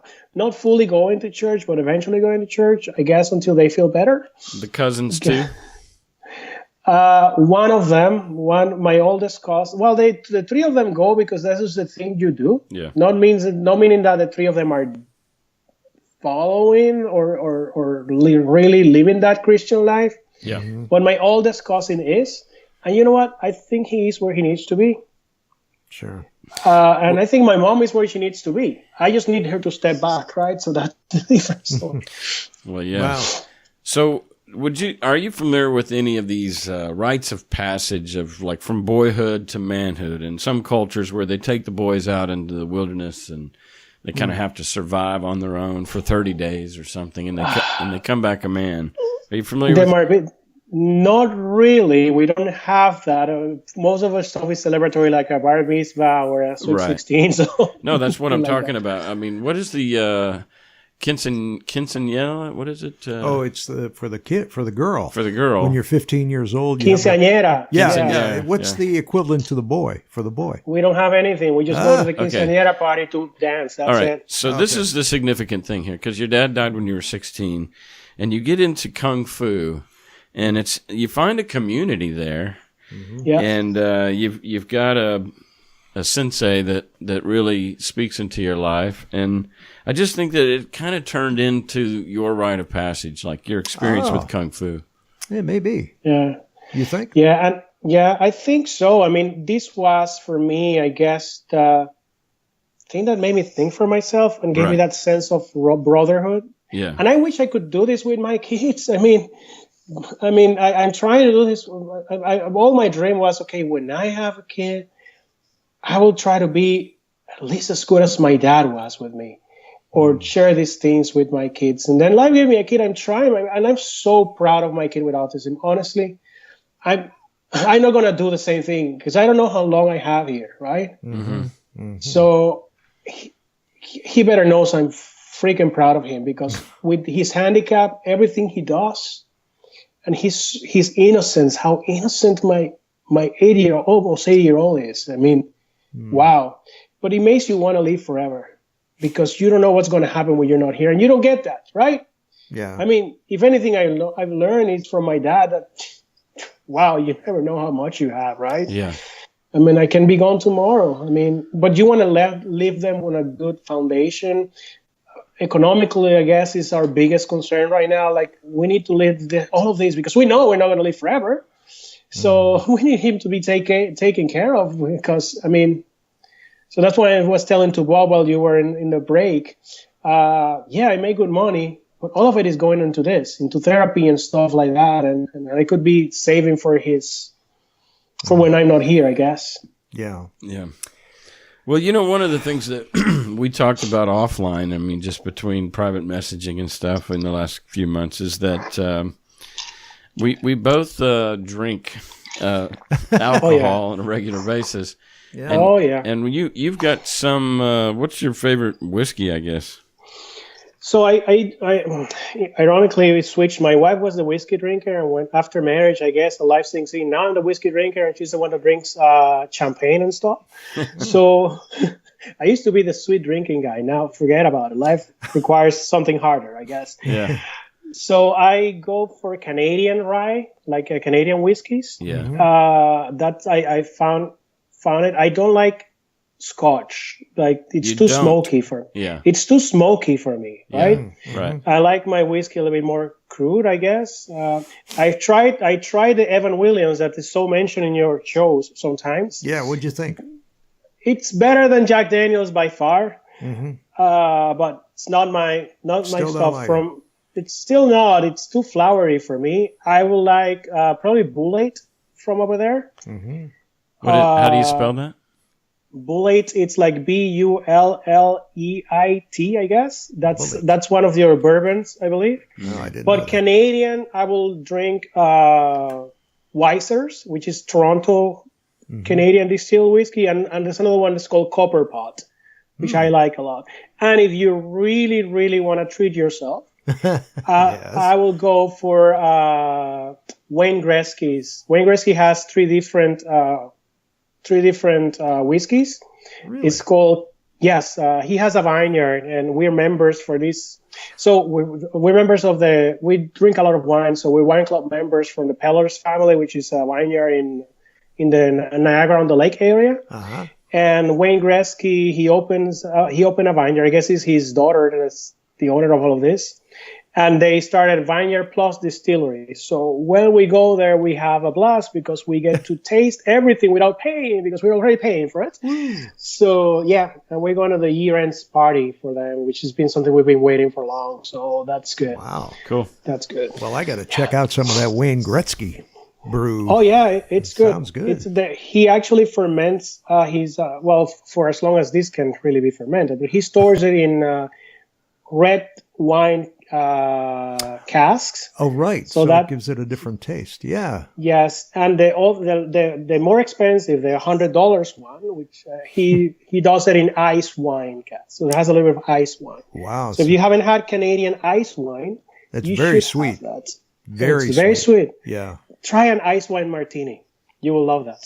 Ooh, yeah. Okay. Now you're talking. All right. Well, Joe, we got to wrap this up. Sure. You feel good about it? You got anything you want to say? Actually, from my list of the stuff that I wanted to remember, I don't think so. I think I'm really, well, I'm really thankful. You wanted to finally thank the people you're proud of or something. Yes. So I really, honestly, my mom, I'm really proud of her. Even she's this hardcore evangelical. She had to raise us by herself. Yeah. Right. So, and even if the financial piece is there, and I know she might have had some financial struggles at some point, but God provided or whatever she wants to tell herself, it worked. It worked. Mm-hmm. I know she wanted me to become like a pastor or whatever. Definitely not an atheist. Right. Definitely that was not in her top bucket list. What are you think you're ever going to tell her? I think she knows. Okay. I don't think I need to tell her anything. I don't think I will tell her, Mom, I'm an atheist, leave me alone, No. Or try to convince her. She sends me passages and so I got a tattoo, and that was a big thing for her. that was like the whole sky fell down, right? But what I really need to have is a conversation with her. I'll probably let you know, guys, how that goes. Okay. Please do. You know what? In this house, we're raising our kids differently. You're coming to visit because she's coming on the 28th. Okay. You're coming to visit. Please, this is what I don't want you to do. My kids are not possessed by any freaking thing. Yeah. Don't talk about these things at home. So you told her that? I'm going to. Yeah, you might. I'm going to do it up close and personal because that's not going to happen. Forget it. Nope. Not in my roof. house. Yep. Not on my roof, and not when not if you want to share time with my kids. Yep. That's good. That's not happening. They're not being raised that way. Yeah. Well, some ground rules, that makes sense. Yeah. Let's throw up some boundaries. My kid has autism. I don't know what he's assimilating, what he's not assimilating, and if you tell him he has a demon, I don't want him hearing that, and I don't want my wife hearing that as well, out of respect. Yeah. Yeah. Yeah. So you're absolutely right. You can believe whatever you want to believe, and I'm ashamed that you believe these things about my kids or about us, but that's your whole deal. Yeah, but don't bring it in here. Yeah, don't bring it in here. So that's it's going to be a hard conversation. Yeah. When's the last time you saw her face to face?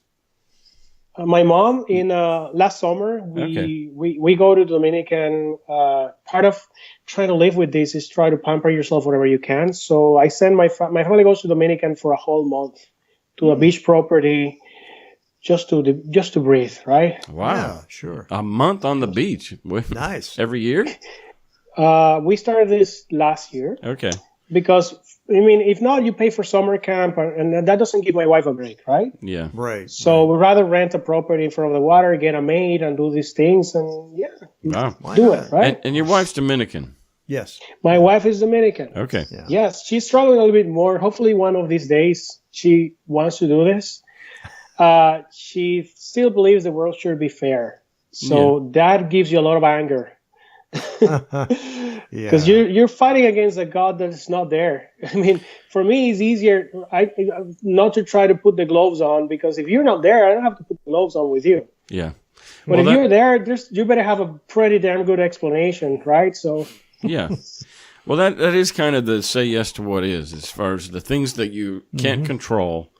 You're not going to accomplish anything by putting the gloves on and fighting that which you can't control. Yeah. Exactly. Yeah. Exactly. Yeah. Wow, Joel, amazing. So, who else are you proud of? You wanted to mention? Well, I'm not just proud of. I'm proud of my wife. She has to stick up with me, so that's it's not an easy thing. Yeah. And deal with all of this and keep her sanity, right? This is not. You mentioned we're all broken at some point, and we got to deal with that baggage plus whatever life throws at us, and this is not an easy thing. Yeah. But yeah, and honestly, guys, your program, what you do, and all the people that have come forward and tell the stories, whether it's with a pseudonym or not, and the people that, like, I heard this one about this guy that was blind, that he couldn't come out because he was living with his parents, right? Yeah. Right. I'm really proud of all these people. Like this, you've created a sense of community, which is online and weird, but those people that you have over and invited, and this woman that you invited has the most contagious laugh. I don't know her name. It's a psychologist that you invite every now and then. Oh, yeah. Brenda Quinn? Oh, Brenda Quinn, the one that laughs a lot. Yeah, I think it's her. Oh, my God. That's the most genuine laugh I've heard in ages. So I'm really, I guess I'm proud of what you guys are doing. Yeah. Well, honestly, thanks, man. keep it going. And Kaz, I'm proud that you didn't explode after the Trump presidency. Honestly, I was expecting something. I was like taking my sweet time. Okay, wait for it. But you took the high ground. So hopefully you guys get out of this nonsense soon, huh? Yeah. Because this makes no sense. No, it's a strange it's a strange place to live now. In fact, I really seriously told my wife if we could, I would move to Canada. Yeah. It's a country if you guys that's are ever more here. It's more in line with the way I think. It really is. Yeah. And it's much more kind, and it's got less gun problems and those kind of things. So. Well, and also, we're happy people here. Yeah, absolutely. So when you had complications with Isaac's birth, did the Canadian healthcare program really come through for you, or? Oh, guys, so it is so unbelievable you guys still debating if this is a right or not, because here I don't let me tell you how much I paid, probably $200 for the difference of having a private room versus being in a shared room. Mm-hmm. Yeah. That was it.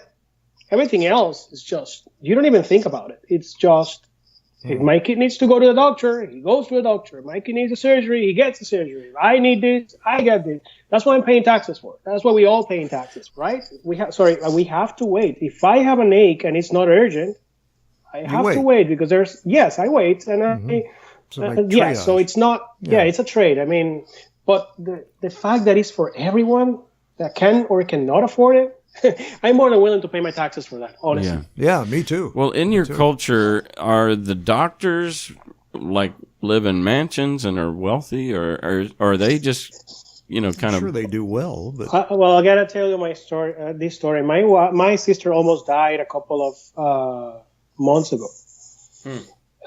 She had a pregnancy. She had anemia because of her eating not really that well, and she lost the baby at 5 months. It was it was a placenta previa is the name of it. I don't know in English what the name is. Mm-hmm.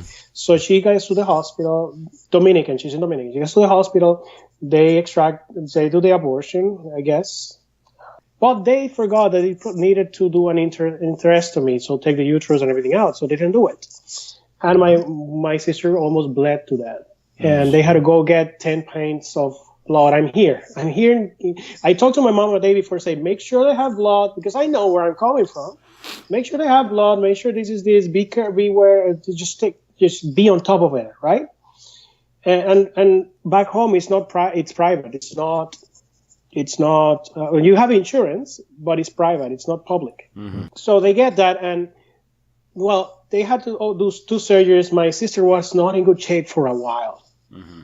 We thought we were going to lose her. Honestly, I thought, damn it, I'm going to lose my sister. And she got out, but she was held kind of hostage in the hospital for a while because you know what these doctors were doing? They were inflating the cost of this by 300% so that the insurance will pay them. And they were charging my sister aside the other 200%.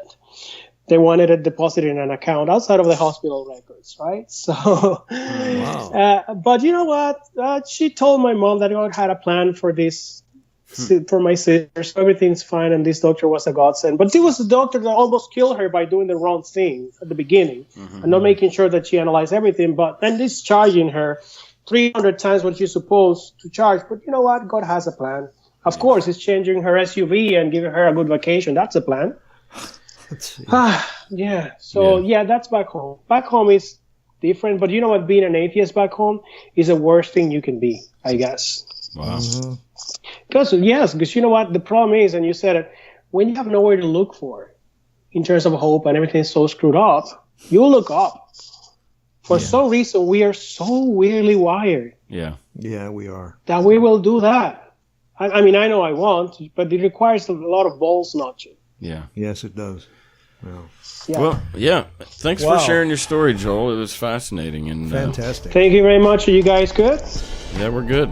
Yeah. Okay. All right, Joel. Well, thank you very much. Enjoy the rest of your evening.